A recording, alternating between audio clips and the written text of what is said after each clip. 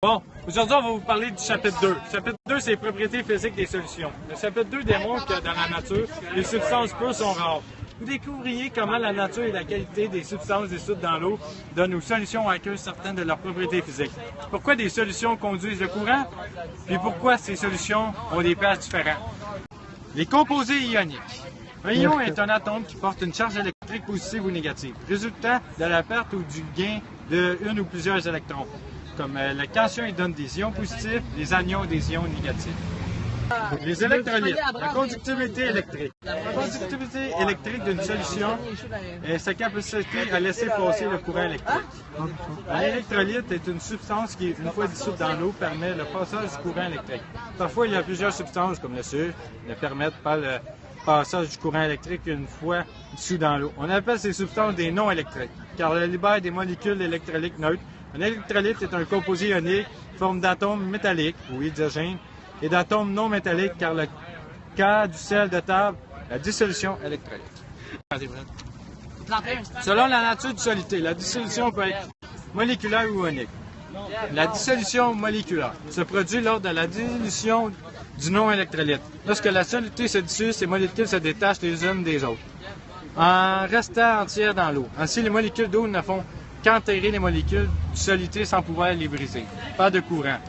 La dissolution ionique se produit lorsqu'un électrolyte est dissous dans l'eau. Les molécules de soluté se détachent alors les unes des autres, puis se dissout en ions positifs et négatifs.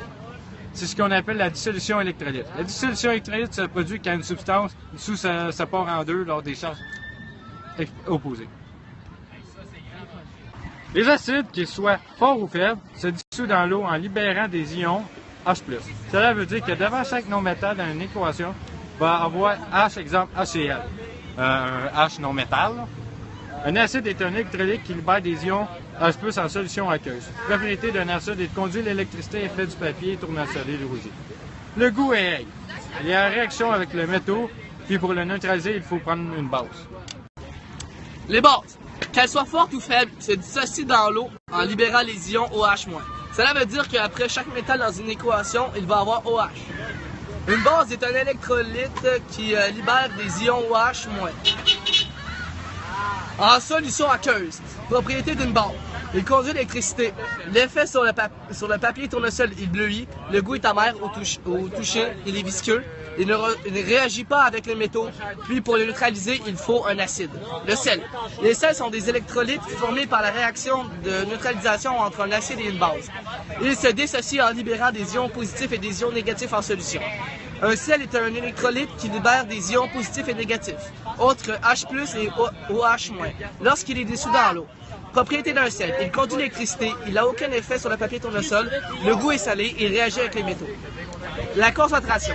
La concentration d'une solution est le rapport entre la quantité de soluté dissous et la quantité totale de solution.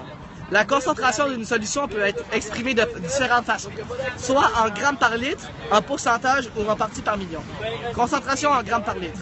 C est égal à la concentration de la solution en grammes par litre.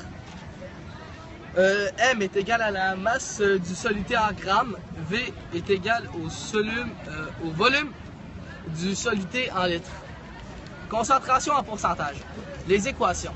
C en pourcentage, M sur V est égal à masse soluté divisé par volume solution fois 100. Ça donne le nombre de grammes de soluté par 100 ml de solution. C en pourcentage, M sur M est égal à masse de soluté divisé par masse de solution fois 100. Est égal au nombre de grammes de soluté par 100 grammes de solution. C en pourcentage, V sur V est égal à volume du soluté divisé par volume solution fois 100.